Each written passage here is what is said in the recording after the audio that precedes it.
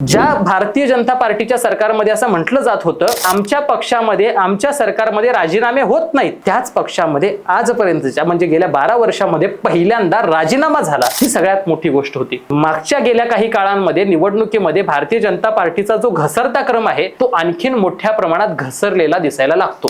आणि या सगळ्या परिस्थितीतून पुन्हा वर उठायचं असेल तर एखादा नेरेशन तयार केलं पाहिजे, एखादा नेरेटिव्ह तयार केला पाहिजे आणि तो कुठं करायचा, कसा करायचा याच्यासाठी संपूर्ण यंत्रणा कुठेतरी कामाला लागली होती।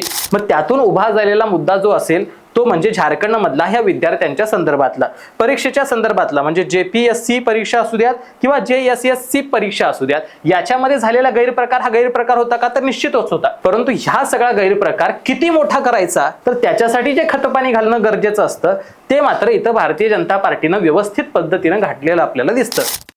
CGP अर्थात कॉकरोच जनता पार्टीचं आंदोलन एका बाजूला झालं, देशातल्या एका मंत्र्याला राजीनामा द्यावा लागला, शिक्षण मंत्र्यासारख्या मोठ्या मंत्र्याला राजीनामा द्यावा लागला आणि म्हणून कुठेतरी सरकारची प्रतिमा मलिन झालेली असताना अशा परिस्थितीमध्ये दुसऱ्या बाजूला कुठेतरी जिथं काँग्रेस आणि त्यांच्या सहकारी पक्षांचं सरकार आहे तिथं सुद्धा अशा पद्धतीचं आंदोलन उभं केलं जाते आणि तिथं सुद्धा कुठेतरी आपल्या सरकारची मलिन झालेली प्रतिमा कुठं पुन्हा शुद्ध करण्यासाठी भारत सरकार किंबहुना भारतीय जनता पार्टीचं सरकार हे प्रयत्न करतंय। अशा पद्धतीचा एक नॅरेशन सध्या तयार केला जातोय देशभरामध्ये। त्याचं नेमकं वास्तव काय आहे, खरंच झारखंडमध्ये उभं झालेलं आंदोलन नेमकं काय आहे, तिथं खरंच काँग्रेसची सत्ता आहे का, की नेमकं त्याच्या पाठीमागं राजकारण होतंय, आंदोलन विद्यार्थ्यांचं आहे की आंदोलन कुठेतरी एखाद्या पक्षाचा आहे, हा प्रश्न तुमच्याही मनात पडला असेल आणि तुम्हालाही जाणून घ्यायचं असेल की या सगळ्या आंदोलनाचं राजकीय अंग काय आहे आणि या आंदोलनाचं विद्यार्थ्यांच्या दृष्टिकोनातून अंग काय आहे, तर व्हिडिओ शेवटपर्यंत पहा। नमस्कार, मी अक्षय आणि तुम्हा सगळ्यांचं स्वागत करतोय शब्दवेडे चॅनलवरती। मंडळी, आपल्या सगळ्यांना माहिती असेल 10 ऑगस्ट रोजी एक मोठं आंदोलन तिथं झारखंडच्या विधान भवनाच्या दिशेनं सुरू झालं। त्या आंदोलनाच्या पाठीमागे तुम्हा सगळ्यांना जर माहिती असेल तर त्या आंदोलनाचं मुख्य कारण जे होतं तर ते होतं JPSC आणि त्याचबरोबर JSSC या परीक्षांमध्ये कथित गैरव्यवहार झाला, भरती प्रक्रियेमध्ये गैरव्यवहार झाला म्हणून विद्यार्थी नाखुश होऊन सरकार विरोधात या परीक्षा स्थगित करणं असेल, काही परीक्षा रद्द करणं असेल यासाठी रस्त्यावरती उतरलेले दिसत होते। 10 तारखेला बरोबर या आंदोलनाचा 17वा दिवस होता। विद्यार्थ्यांनी सांगितलेलं होतं की जर शासनानं आमच्या मागण्या सगळ्याच मान्य केल्या नाहीत तर आम्ही आंदोलन संपूर्णपणे तिथल्या विधान भवनाच्या दिशेनं घेऊन जाऊ आणि अगदी तसंच झालं। विधान भवनाच्या दिशेनं हे आंदोलन जायला सुरुवात झाली। ज्यावेळेला विधान भवनाच्या दिशेनं हे आंदोलन जायला सुरुवात झाली, काही वेळामध्ये हे आंदोलन जगन्नाथ मंदिर या परिसरात पोहोचलं आणि तिथं पोहोचल्यानंतर मात्र पोलिसांकडून पहिल्यांदा पाण्याच्या फवाऱ्यांचा मारा या विद्यार्थ्यांवरती करण्यात आला।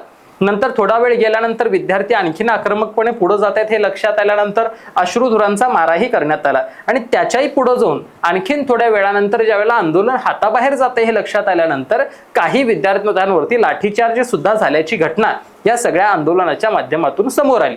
हे झालं एकंदर त्या आंदोलनाचा घटनाक्रम। मुख्य कारण होतं परीक्षांमधले गैरव्यवहार आणि त्याच्यावरती सरकारनं परीक्षा काही रद्द करणं असेल किंवा काही परीक्षा पुन्हा नव्याने घेणं असेल, या सगळ्या संदर्भातली तिथल्या असणाऱ्या विद्यार्थ्यांची वेगवेगळी मागणी, एक नाही दोन नाही तर 13 ते 14 वेगवेगळ्या प्रकारच्या मागण्या या विद्यार्थ्यांनी समोर ठेवल्या होत्या। सगळ्याच मागण्या काही सरकारला मान्य करणं शक्य नव्हतं, मात्र सरकार तिथल्या विद्यार्थ्यांची वेळोवेळी संपर्कात होतं। दर त्यांच्या 5-7 दिवसानंतर मीटिंगा होत होत्या आणि त्याच्यावरती काही आश्वासनांनी काही मागण्या मान्य करण्याच्या संदर्भातली सुद्धा भूमिका ही सरकारकडून तिथं झालेली होती। मात्र तरी सुद्धा सरसकट मागण्या मान्य करण्यासाठी विद्यार्थी विधान भवनाच्या दिशेने निघायला लागले आणि मोठ्या प्रमाणात तिथं झालेलं आंदोलन आपण सगळ्यांनी पाहिलं, लाठीचार्ज झालेला पाहिला आणि एकंदर सगळा घटनाक्रम आपल्या सगळ्यांसमोर आला। आता या सगळ्या आंदोलनाचा राजकीय फायदा नेमका कसा घेण्यात येतो याच्याकडे थोडंसं वळूयात। आपण जर बघितलं असेल तर काही दिवसांपूर्वी CGPचं आंदोलन झालं। कॉकरोच जनता पार्टीनं जे काही नीट परीक्षेमध्ये झालेला घोटाळा होता, त्याच्यामध्ये झालेले गैरव्यवहार होते आणि त्याच्या माध्यमातून पेपर लीक होणं असेल आणि रिनीटची एक्झाम होणं असेल, तो रिनीटचा पेपर द्यायला लागणार पुन्हा, किंवा आपण चांगला पेपर दिलेला असताना सुद्धा आपल्याला ती परीक्षा पुन्हा द्यावी लागू शकते किंवा आपली परीक्षा रद्द झाली म्हणून काही विद्यार्थ्यांनी देशभरामध्ये केलेल्या आत्महत्या असतील आणि म्हणून हे उभं झालेलं आंदोलन असेल, या सगळ्या आंदोलनाच्या माध्यमातून सरकारवरती एक दबाव तंत्र निर्माण करून आपण केंद्रीय मंत्र्यांचा राजीनामा सुद्धा या संपूर्ण झेनझी स्टुडंट्स असतील किंवा या CGPच्या कार्यकर्त्यांनी घेतलेला होता।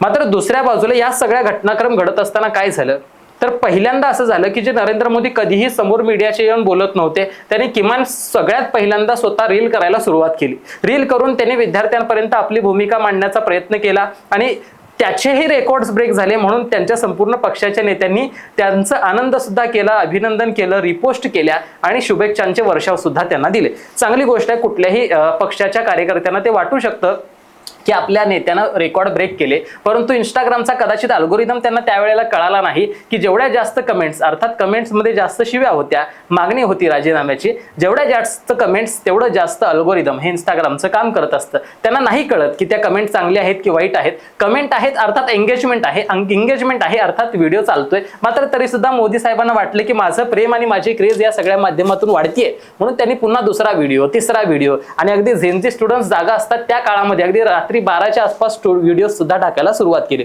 एकंदर काय तर आंदोलन शमवण्यासाठी जे जे प्रयत्न करता येतील, विद्यार्थ्यांशी कम्युनिकेट करता येत असेल तर ते पंतप्रधानांकडून सुद्धा झाले. आणि सगळ्यात महत्त्वाची मागणी लक्षात आल्यानंतर, लाठीचार्ज नंतर आंदोलन हाताबाहेर गेलं, सगळे विरोधक एकवटले हे दिसतंय म्हटल्यानंतर कुठेतरी त्यांनी धर्मेंद्र प्रधान यांचा राजीनामा सुद्धा दिला. याच्या सगळ्या घटनाक्रमात काय घडलं तर जे मोदी कधीही मीडिया बाईट देत नव्हते, जे मोदी कधीही समोर येऊन बोलायला तयार नव्हते, ते मोदी बोलायला लागले. ज्या भारतीय जनता पार्टीच्या सरकारमध्ये असं म्हटलं जात होतं की आमच्या पक्षामध्ये, आमच्या सरकारमध्ये राजीनामे होत नाहीत, त्याच पक्षामध्ये आजपर्यंतच्या म्हणजे गेल्या 12 वर्षामध्ये पहिल्यांदा राजीनामा झाला. ही सगळ्यात मोठी गोष्ट होती.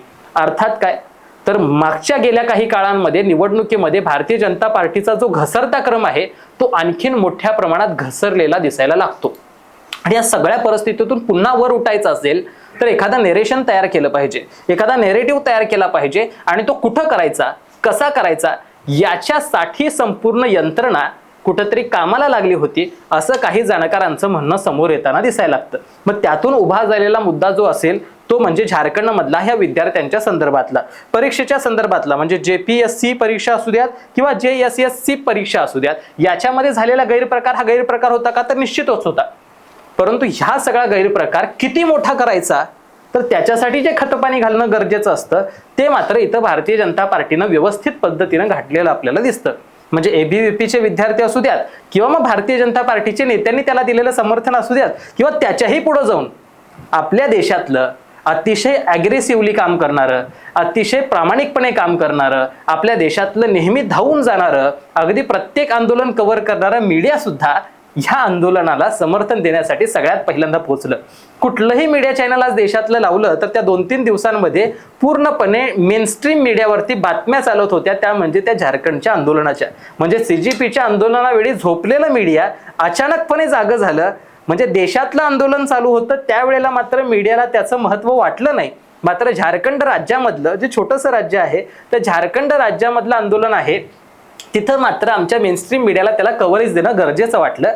नेमकं त्याच्या पाठीमागचं कारण काय तर तिथं सत्तेमध्ये भारतीय जनता पार्टी नाही ना, तिथं JMM यांचे काही आमदार आहेत आणि त्याचबरोबर इंडियन नॅशनल काँग्रेस यांचे काही आमदार आहेत आणि त्याचबरोबर RJDचे काही आमदार आहेत. असे एकत्रित मिळून त्या 3 पक्षांनी तिथं सरकार बनवलेलं आहे आणि 21 आमदारांसह भारतीय जनता पार्टी तिथं विरोधात आहे.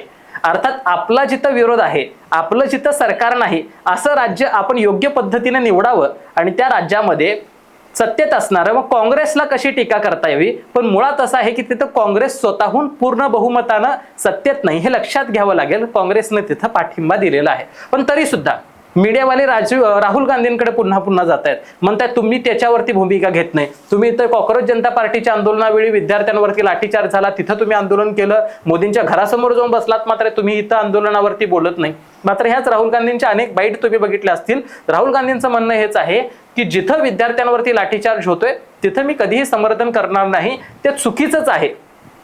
अर्थात काय तर सरकारकडून एक नेरेशन तयार केलं जातंय की कुठंतरी काँग्रेसच्या सुद्धा सरकार काळामध्ये जिथं शासन काळ आहे तिथं सुद्धा अशा गोष्टी घडतायत आणि त्यामुळे कुठंतरी काँग्रेसला डॅमेज करण्यासाठी एक नॅरेटिव्ह कॅम्पेन करणं जो भाग असतो हा सगळा ह्या सगळ्या प्रक्रियेतून घडताना एकंदर दिसायला लागतो. म्हणजे थोडक्यात मला काय सांगायचं आहे तुम्हाला तर आपल्या देशामध्ये चालू असणारी किंवा इथून पुढच्या काळामध्ये होणारी आंदोलनं ही विद्यार्थी आंदोलनच राहतील याला काही पूर्णपणे शाश्वती आपण देऊ शकत नाही, कारण ही सगळी आंदोलनं कुठेतरी एखाद्या राजकीय पक्षांच्या भूमिकेतून पुढे जाताना येणाऱ्या काळामध्ये आपल्याला दिसतील, आपल्या पक्षाची वोट बँक वाचवण्यासाठी होताना आंदोलन आपल्याला दिसतील, आणि ह्या सगळ्या आंदोलनाचा गैरफायदा हे राजकीय कावळे घेताना सुद्धा आपल्याला दिसले तर काही तुम्हाला चुकीचं वाटायला नको. त्यामुळे एकंदर आपण घटनाक्रम बघितला तर आता हे आंदोलन विद्यार्थी आंदोलन राहिलेलं नसून ते राजकीय आंदोलन झालंय का, हा अनेक जाणकारांकडून उभा झालेला प्रश्न कुठेतरी खरा वाटायला लागतो.